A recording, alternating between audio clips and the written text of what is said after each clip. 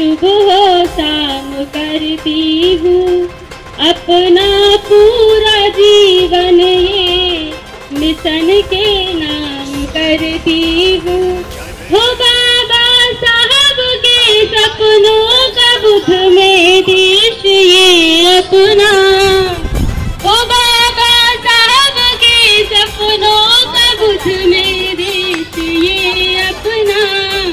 मैं भीमराव की बेटी तुम्हें प्रणाम करती हूँ। मैं भीमराव की बेटी तुम्हें प्रणाम करती हूँ। सम्मानीय अतिथिगण, यहाँ उपस्थित सभी सम्मान्य सदस्य और सभी सम्मान्य श्रोतागण, आज हम एक महान विद्वान, एक महान समाज सुधारक और एक महान व्यक्ति के बारे में कुछ चर्चा करने के लिए यहाँ एकत्र हुए हैं, जिन्होंने संविधान का निर्माण किया।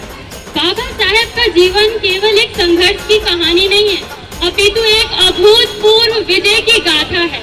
हमारे बाबा साहेब का जन्म 14 अप्रैल 1891 को मध्य प्रदेश के एक दलित परिवार में महू जिले में हुआ था।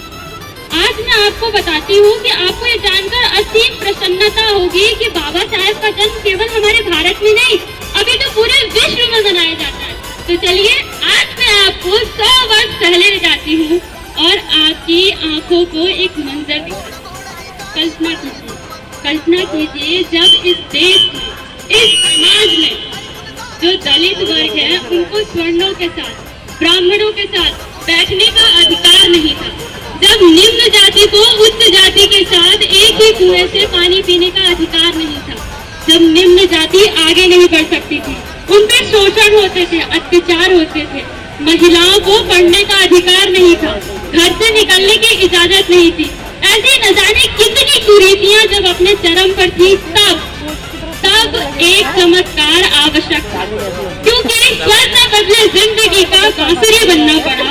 स्वर्ण बदले जिंदगी का बांसुरी बनना पड़ा, स्वयं से ही स्वयं को अजनबी बनना पड़ा और इस सदी के लोग शोषण से बच सके, इसलिए एक देवता को आदमी बनना पड़ा, एक देवता को आदमी बनना पड़ा।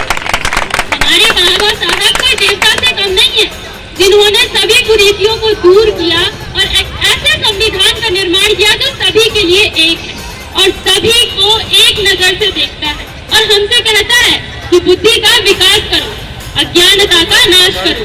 बुद्धि का विकास करो, अज्ञानता का नाश करो और ऊंच नीच का भेद मिटाकर संगठन में विश्वास भरो, संगठन में विश्वास भरो। मुझे लगता है कि शायद जब बाबा साहब अपने सामने इतनी सारी कुरीतियों को होता देखते होंगे तो उनके मन में एक विचार जरूर आता होगा कि ऐसा क्यों होता है, क्यों होता है ये लोगों पर, और क्या ये कहीं लिखा है? और अगर ये कहीं लिखा है तो जिस ग्रंथ में ऊंच नीच के भेद की बात की जाए, जिस ग्रंथ में ऊंच नीच के भेद की बात की जाए, ऐसे पन्ने को सलियाम जला देना बेहतर होगा। और जिस धर्म में किसी मानव को जाति में बांटा जाता हो, जिस धर्म में मानव को जाति में बांटा जाता हो, ऐसे धर्म की जड़ों को काट देना बेहतर होगा, ऐसे धर्म की जड़ों को काट देना बेहतर होगा। बस श्रोतागण, ये इतना सरल नहीं था, ये इतना सरल बिल्कुल भी नहीं था, क्योंकि हमारे भीमराव अम्बेडकर एक ऐसा व्यक्तित्व जिसे 9 भाषाओं का ज्ञान था, एक ऐसा व्यक्तित्व जिसके पास 32 प्रकार की डिग्रियां थी, लेकिन उसके बाद भी इन्हें पूरा जीवन अपमान के दूध पीना पड़ा, पूरा जीवन संघर्ष करना पड़ा, क्योंकि ये एक दलित परिवार के थे। इस वजह से लेकिन हमारे बाबा साहब कभी डरे नहीं, कभी झुके नहीं, निरंतर आगे बढ़ते रहे और हमें ये सीख देते रहे कि परिस्थितियां चाहे जो भी हो, आपको जो करना है, जो बनना है वो बनो। इसीलिए बाबा साहब कहते हैं कि मैं चला जब सामने दीवार की दुनिया खड़ी थी, मैं चला जब सामने दीवार की दुनिया खड़ी थी और मैं हंसा जबकि बनी आग सावन की झड़ी थी। उस समय भी मुस्कुराकर गीत गाता मैं चला, उस समय भी गीत गाकर मैं चला, जबकि मेरे सामने ही लाश खुद मेरी पड़ी थी, मेरे सामने ही लाश खुद मेरी पड़ी थी। दोस्तों, आज जब हमारे बाबा साहब हमारे देश में घेराव देखते होंगे, हमारे देश में तोड़फोड़ होती है, जाति के नाम पे झगड़े होते हैं और भेदभाव होते हैं, फसाद होते हैं, तो निश्चित रूप से ये देखकर बाबा साहब को बिल्कुल अच्छा नहीं लगता, क्योंकि वो तो चाहते थे कि इस देश में करना है घेराव तो दुखों का घेराव करो, इस देश में करना है घेराव तो दुखों का घेराव करो चुप होना है तो भ्रष्टाचार बंद हो। तोड़ फोड़ करनी है तो तोड़ो वर्ग भेद को, तोड़ फोड़ करनी है तो तोड़ो वर्ग भेद को, जिससे आदमी का आदमी पे अत्याचार बंद हो, आदमी का आदमी पे अत्याचार बंद हो। आज हम बाबा साहब के जन्म दिवस पे उन्हें ना केवल याद करें, बल्कि उन्होंने जो स्वप्न देखा है उसे पूरा करने में अपना पूरा सहयोग दें। इस देश में, इस समाज में एकता और समानता कायम करने के लिए अपना पूरा सहयोग दें, क्योंकि हम नहीं हिंदू मुसलमान, हम नहीं सिखों ब्राह्मण, हम नहीं हिंदू मुसलमान, हम नहीं सिखों ब्राह्मण, हम नहीं काजी पुरोहित, हम नहीं रामू रहीम।